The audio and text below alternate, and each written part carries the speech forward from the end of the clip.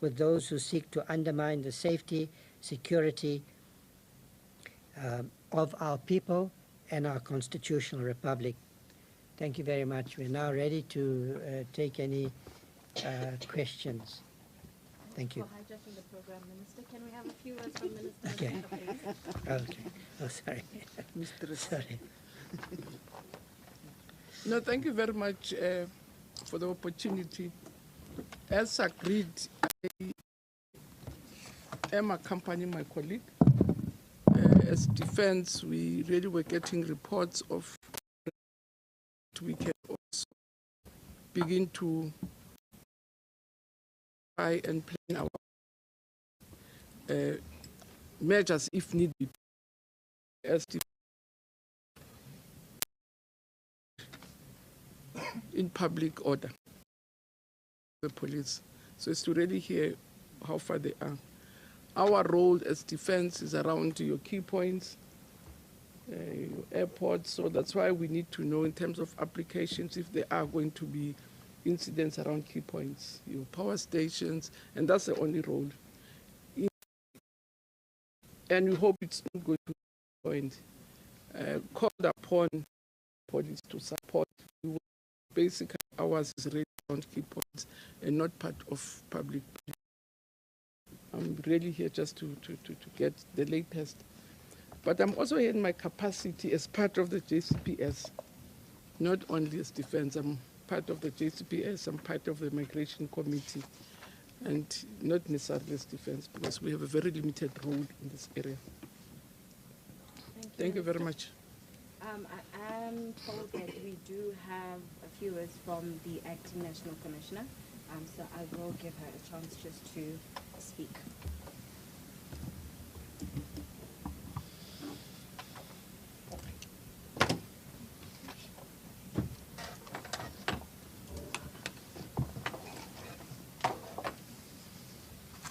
Thank you, ministers and senior officers. A few words in relation to for the 30th of June demonstrations. Members of the media, we want to indicate that our intelligence and operational assessments continue to guide our planning. We are monitoring the situation on a daily basis and remain in close contact with all relevant stakeholders. The South African Police Service fully recognizes and respects the constitutional rights of every person to assemble, demonstrate themselves peacefully. Our expectations is that those participating in these marches or demonstrations will do so within the confines of the law and in accordance with the conditions agreed upon with relevant authorities. We have planned for different scenarios and provide adequate resources across the country. Our members have been instructed to facilitate peaceful protests while taking a firm action against any acts of criminality, violence, intimidation, or damage to property. I urge everyone participating in these marches to reject any attempts by individuals or groups who may seek to exploit legitimate protests to commit criminal acts. On the issue of carrying of weapons, this issue remains a concern. The law is very clear.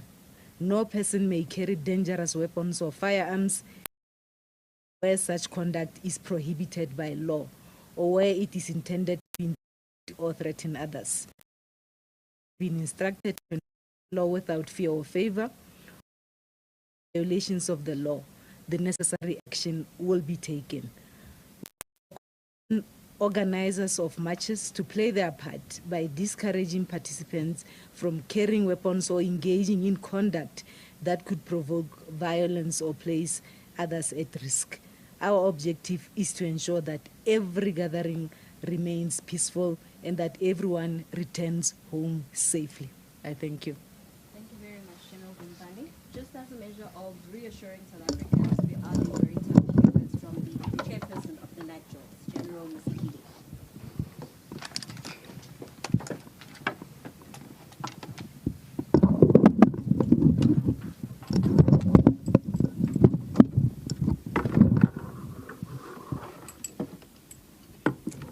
Thank you very much, and greetings to the members of the media and our viewers and listeners at home.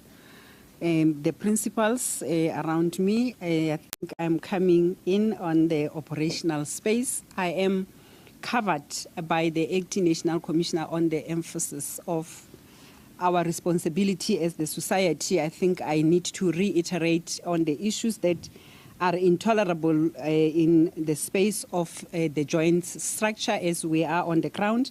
That includes and not limited to the areas of our constitution that gives effect to the responsibilities when we exercise our constitutional right, that in the space of what we are doing now in terms of Section 16 of the Constitution, Section 16.1 that allows us to express ourselves, but 16.2 also caution, which is something that we are picking up in terms of incitement to violence, spreading of propaganda, as well as the issues around the incitement to violence that will not be tolerated. So as National Joint Intelligence and Intelligence Structure, we are responsible to ensure that all departments within the Justice Crime Prevention Cluster, together with other stakeholders, are fully coordinated and operationally prepared for any eventuality. Over the past week, our NAT have convened and operational briefings to address the security environment and ensure that all conditions are in place across our NAT joints structures as well as the prof joints. We continue to monitor the situation daily through intelligence and operational reportings. This enables us to identify emerging risks early and adjust our deployments and plans where necessary. Our integrated operational plans has been activated in provinces. It brings together the South African Police Service, all strategic partners, the Metro Police departments of traffic law enforcement, disaster management structures, and all other departments that we deem necessary, and does not exclude other departments that are outside of the joint structure, such as the Department of Home Affairs, departments of education, and so forth. The operational focus is to protect lives, safeguard critical infrastructure, maintain the free movement of people and goods, preserve public order, and to ensure that all communities remain safe during this time. That we can give to South Africans is that they are allowed to march, they are allowed to picket, to assemble. However, that must also go with the people who want to march. There are people who do not want to march or participate. They should be given their constitutional right if they so deem. I thank you. Thank you very much, General. Colleagues, keeping in mind that we cannot divulge any operational plans or information relating thereto, but also keeping in mind that we are going to have a series of engagements this week, and we will then have a briefing just to, again, reiterate what we have just outlined. I will open it up to questions. Okay. Just introduce themselves. Go that way. Yes. May I just ask that you introduce yourself, present, but also as to which member of our panel your question is posed.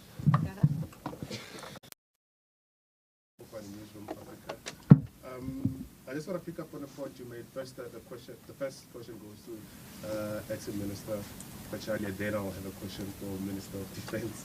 The SAPS has elevated its operational readiness across all provinces. Guys, hi. I just watched a press briefing from the Minister of Police and other government representatives. And I must say I'm very disappointed. I'm very, very disappointed.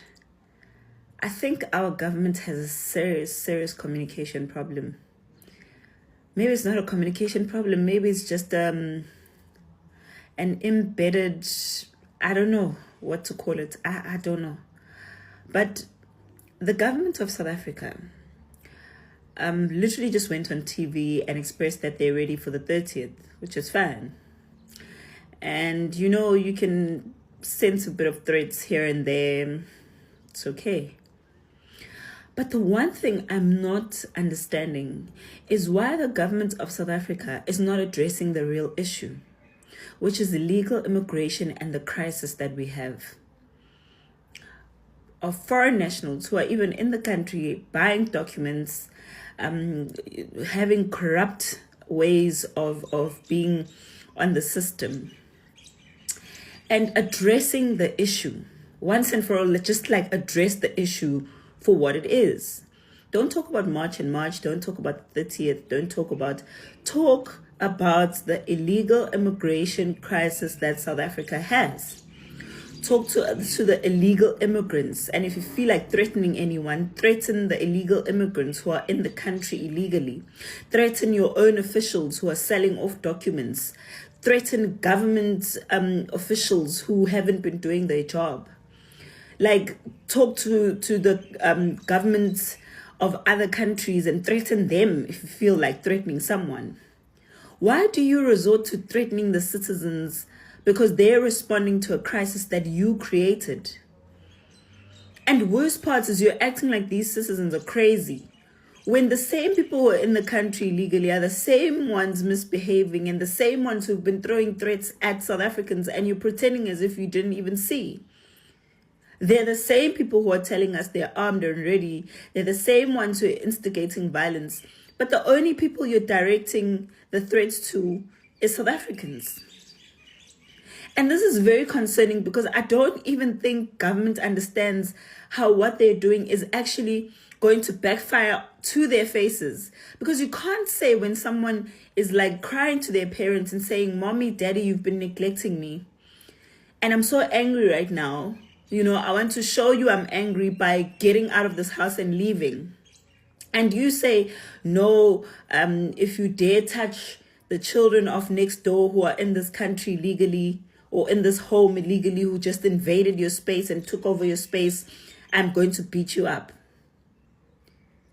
Does that make sense? Does that make sense to our government? I'm really, really worried about the South African government. When does the South African government address the issue that we have? Just talk about the issue. Don't talk about anything else but the issue of illegal immigrants in the country. Because right now you've got thousands of them, unknown, undocumented, sitting there at the Durban drive-in. You want to give them food and all of that. That's fine. That's human behavior. That's good. It's a humanitarian thing. But why are you not addressing the issue? Those people are in your country illegally. How did they come in? Where were they staying? What schools were they using? Which hospitals were they going to? Which resources were they using? What jobs did they occupy? What activities were they conducting in the country? Where do they live, with who, etc.? Those are the things you should be addressing as the government. Not threatening citizens because they raised a valid concern and you can see. You can see it now. It's right in your face. That all along you've been ignoring a serious crisis. When does the South African government address the issue of illegal immigrants and some foreigners being in the country with fake documents or buying these documents or corruptly being in the country and doing wrong things in the country? And that is what South Africans are complaining about. That is the issue here. Don't tell us about xenophobia or Afrophobia or ethnic mobilization or whatever you choose to call it. Tell us about the crisis of illegal immigration in the country. How are you going to fix it? That's what we want to hear. Don't threaten us.